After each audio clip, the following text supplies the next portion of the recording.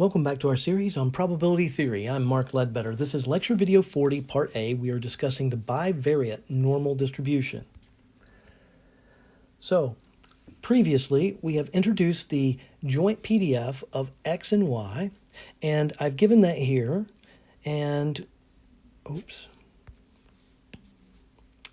And so we have 1 over sigma x sigma y, square root of 1 over 1 minus rho squared, square root of 2 pi. exp, so that's e raised to this exponent, negative q over 2 times 1 minus rho squared. And we have defined q as, and we can think of it as zx squared minus 2 rho zx zy plus zy quantity squared. That's an easier way to remember that if you'd like. Okay.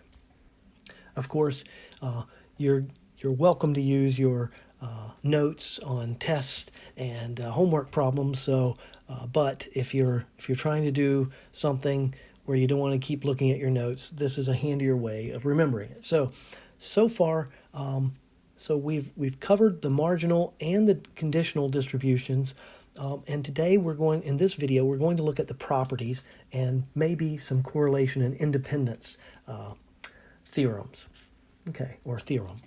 So let's review. So these we call the properties. So the marginal distribution of x is going to be normal mu x sigma x squared. The marginal distribution of y is the normal mu y sigma y squared. And we've proved this, and this will have a similar proof to number 1. And then we proved that the marginal distribution of y given x is a normal with mu y rho sigma y over sigma x, x minus mu x, and then the variance sigma y squared, 1 minus rho squared. And then similarly, we have the conditional of x given y. So I want to point out a little pattern here that helps you remember. Now, of course, you get to use your notes, but some of us like to remember these as best we can. So this is x, and so I have mu x. And then I have sigma x on the top. And what is not x, so this portion here has to do with y. Now, y is a constant when it comes to x, so this is mu of x, and then, so there is a y in this mean. You could not have an x in the mean, because remember that x could be any value. But remember that we're saying that y is fixed at some value of y, so it's okay to have little y minus mu of y, because that's an actual value. It's not a variable.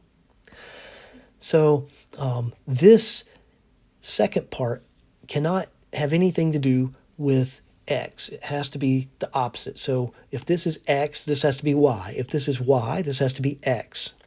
And then I like to remember that whichever is the random variable that we're working with, that has the sigma on the top. And see, here's y, and sigma y is on the top. So there's patterns here.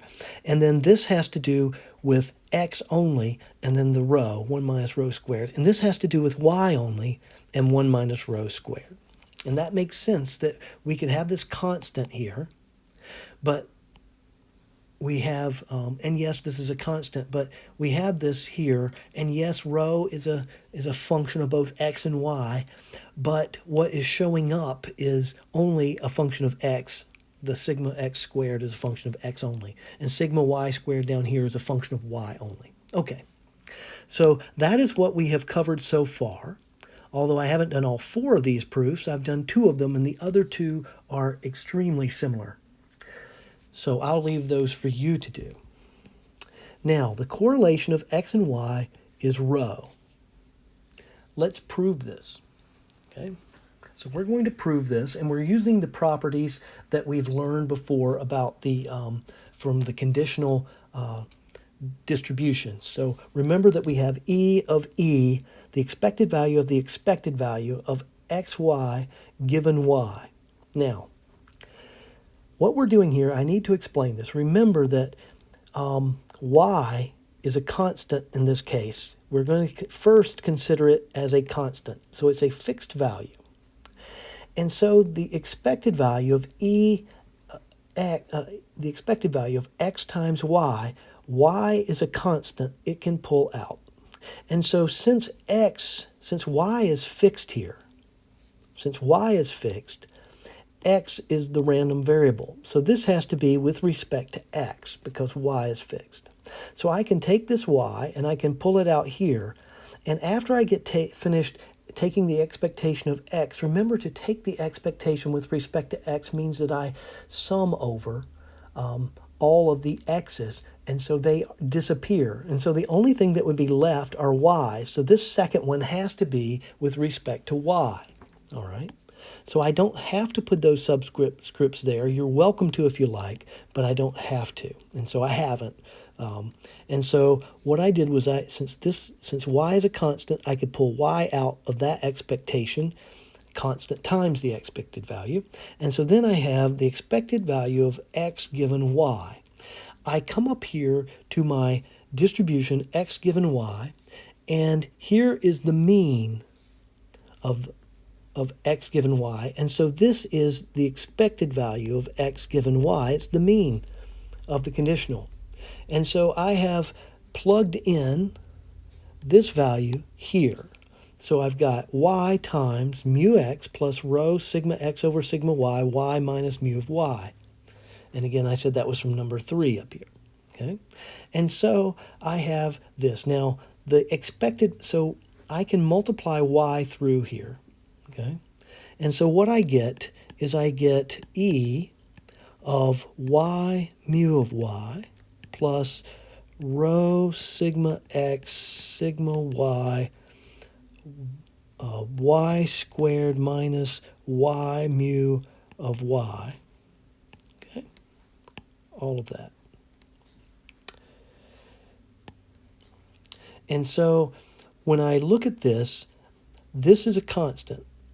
It's already had the expected value taken, and it's just a constant. So I have e of y, so that's mu of, so I got that wrong. This was mu of x, yeah.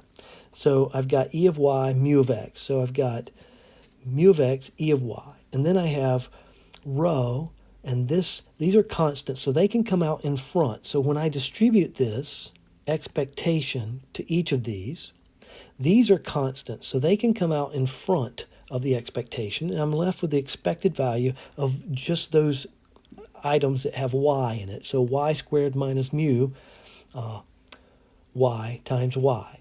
Now again, this is not squared out here or anything, so I can just distribute e to each term. And so, and I've evaluated this mu of y. And so then I have this constant, ey squared minus mu ey. So this is going to be ey squared minus mu y, quantity squared. And that is equal to sigma y squared. So, and that is what I have here. And so then I can cancel this with one of these, and I end up with mu of x plus mu x mu y plus rho sigma x sigma y. Now, I have to use the covariance of x and y here, okay? And so, so this is the expected value of x and y. So now I have the expected value of x times y, and to get the covariance, I take e of xy minus e of x, e of y, right, the means. And so I plugged in for exy, and that's here, and I subtract mu x times mu y. So this and this cancel, and it leaves me with rho sigma x sigma y. Now the correlation is defined as the covariance divided by sigma x sigma y. So I've plugged in here, and then you'll see that these cancel, and I'm left with rho. And that has proved that the correlation of x and y is equal to rho. All right? So you should be familiar with this and able to do a similar proof, because it's very likely that on the test there will be a proof that uses the similar information and requires the same type of thought. Okay? So make sure that you review this and understand it. Now let's talk about a theorem. And this is a theorem, this is only for the normal distribution. This is only true for the normal distribution. Remember that we have this theorem that says,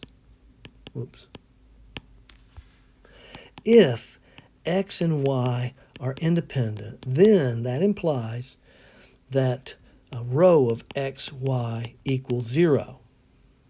However, rho of x, y equal to 0 does not imply that x and y are independent, okay? Unless it's a normal distribution. So this is the exception. This is the only time that rho equaling 0 is the same as x and y being independent, okay? And it's only for the normal distribution. I'm trying to emphasize that because I cannot tell you how many times students on a final exam have tried to use the normal distribution theorem here for some other type of random variable, and it does not work, okay? That other theorem kicks in, that rho equals to 0 does not imply that x and y are independent unless that x and y are normally distributed, okay? If they have a joint bivariate normal distribution, then and only then, rho equals 0, if and only if. So rho equals 0 implies that x and y are independent, and x and y being independent implies that rho is equal to 0. So I'm not going to prove that, but it could be a proof that you might see at some point. Okay, so let's look at an example, and we will do that on the next video. We'll look at this example. So please don't forget to scan and upload your lecture notes before midnight of the date listed in the course calendar. If you have questions, please, please, please come to my virtual office hours. I am happy to help you. Okay? I will give you hints. I will point you in the right direction and let you have the joy of solving it for yourself, but I am happy to help you. If you cannot come to virtual office hours before you need help, then by all means send me a picture of the problem so I know which problem you're working on and your work so far so I can see how you're approaching the problem, and I am happy to help you. So please take care of yourself, and we hope to see you next time.